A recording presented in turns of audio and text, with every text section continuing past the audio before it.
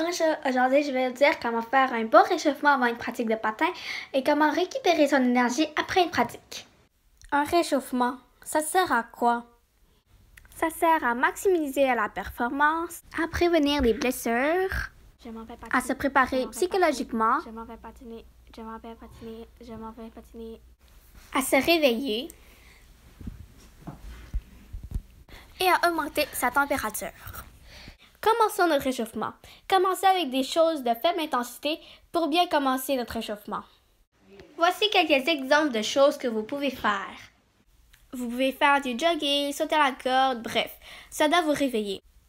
Mais faites attention, ça doit être de faible intensité. Ensuite, tu peux faire des étirements. Il y a plusieurs sortes d'étirements. Il y a ceux qui ne bougent pas, c'est en mouvement et c'est en contraction. Ceux qui ne bougent pas, c'est moyennement bon, parce que tu ne bouges pas. Tu ne vas pas augmenter ton température en faisant ça. Ceux en mouvement, c'est le meilleur, parce que tu bouges en même temps de t'étirer.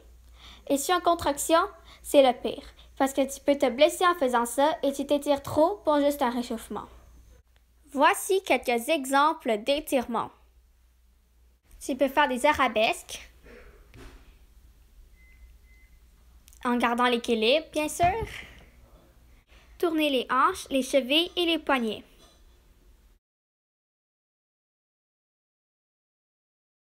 Tes étirements doivent durer moins de 45 secondes. C'est aussi important de bien s'étirer, pas comme...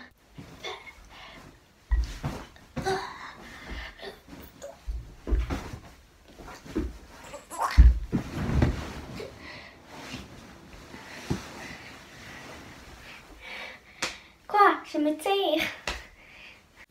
Après, vous pouvez faire des exercices de haute intensité.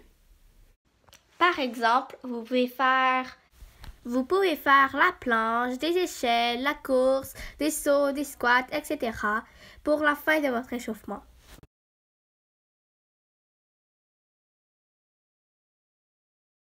Maintenant, parlons d'après la pratique. Commençons avec la nutrition. Après une pratique, c'est important de se réhydrater, de manger des glucides et des protéines. Les glucides, c'est pour avoir de l'énergie, pour que tu sois en forme. Les protéines, eux, c'est pour avoir des beaux muscles. Si tu as une petite blessure au muscle, il faut manger des protéines. Comme ça, elle va se réparer. Sinon, elle a plus de chances de se déchirer. Mon bras! Il faut manger 34 grammes de glucides et 10 à 15 grammes de protéines après chaque pratique. Maintenant, parlons du sommeil. Ça veut dire quoi, bien dormir? Ça veut dire qu'on s'endort en moins de 30 minutes pendant 5 jours sur 7 et qu'on dort pendant plus de 9 heures chaque nuit. Tu peux faire une sieste si tu n'as pas bien dormi, mais elle doit au moins durer 20 minutes, sinon elle n'a pas d'effet. Cependant, tu ne peux pas faire une sieste après 16 heures, sinon elle affectera ton sommeil la nuit. Je te déconseille aussi de faire une pratique tard le soir, parce que sinon, tu vas être trop fatigué.